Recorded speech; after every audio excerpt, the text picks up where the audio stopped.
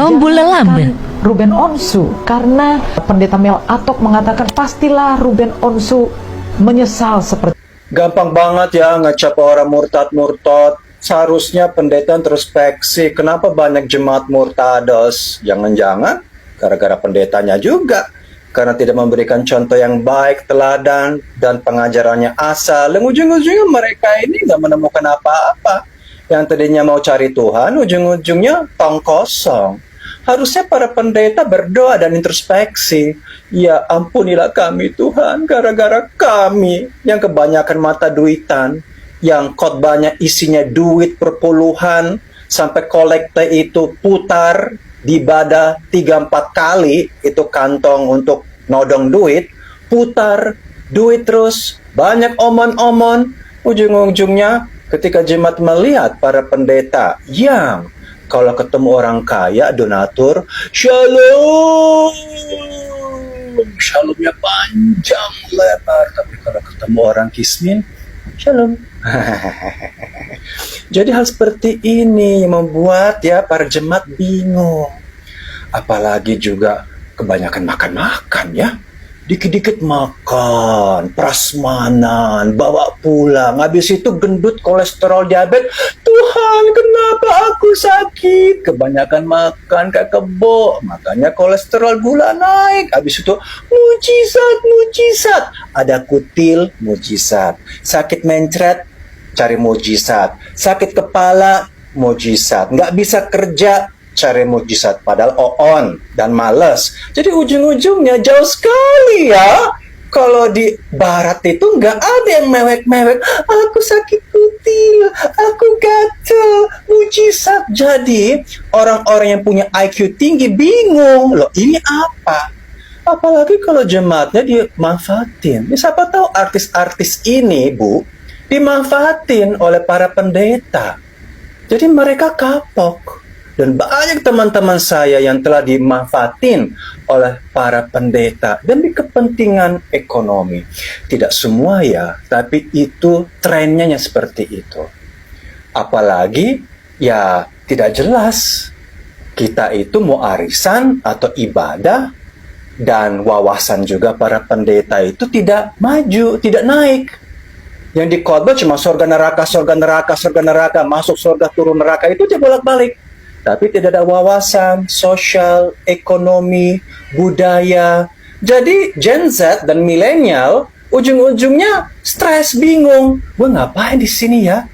Dan akhirnya mereka tidak bisa menemukan. Mereka tidak damai. Dan akhirnya mereka mencari jalan sendiri. Jadi jangan kita bisa mengatakan bahwa mereka itu murtad. Mereka belum menemukan jalannya bagi mereka. Akhirnya mereka menemukannya karena mungkin melihat di dalam tempat di mana dia beribadah nggak dapat apa-apa. Salahnya siapa? Ya pemimpin. Ya dong, kalau kita makan enak di restoran, lezat dan gurih, kita stay kembali.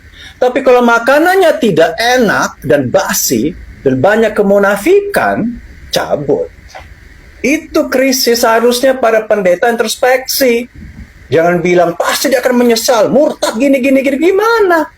Dan kita pun tidak tahu alasan mereka pindah agama. Mungkin mau diangkat jadi menteri atau staf khusus. Jadi mungkin murni bisnis.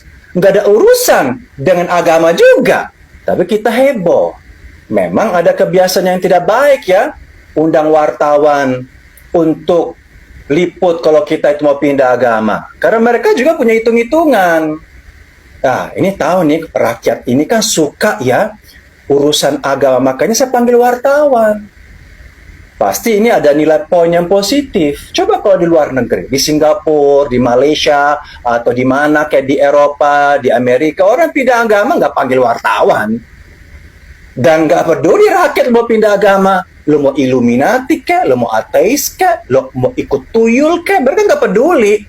Tapi mereka-mereka ini artis-artis ini tahu, wah kalau saya ya pindah dan habis itu panggil wartawan, aku dapat endorsement. Mungkin aku jadi menteri, staf khusus, atau tetek bengek. Udahlah, jangan kita sekarang dramatis murtad, jangan-jangan pendetanya murtad. Murtad orang buta, mimpin orang buta. Ya pasti masuk jurang. Di situ, itu namanya orang gentleman, orang yang rohaniawan seperti itu. Jadi perantara antara Tuhan dan jemaat Tuhan. Mungkin karena salah saya, salah kami. Terlalu asik cari uang di gereja. Terlalu omon-omon, ujung-ujungnya mereka nggak dapat apa dan pergi. Karena ini fenomena loh. Jadi saya nggak setuju kalau kalian menyalahkan artis-artis ini dan gampang ngatain mereka murtad. Saya nggak suka seperti ini. Lo siapa? Yang berhak mengatakan kita murtad atau tidak Tuhan sendiri, bukan manusia. Sekalipun pendeta tidak bisa, karena kita tidak tahu ujung ceritanya seperti apa nanti. Jangan-jangan kita, para pendeta, bakal ketinggalan. Dan mereka yang murtad itu katanya justru di akhir perjalanan mereka sungguh bertobat. Jadi jangan main-main. Aku nggak suka gini-gini ya. Menghakimi orang murtad-murtad. Pret. Udahlah. Sekarang mendingan makan aja prasmanan itu ya. Makan tuh prasmanan, bawa pulang kantong kreseknya. Nggak jelas.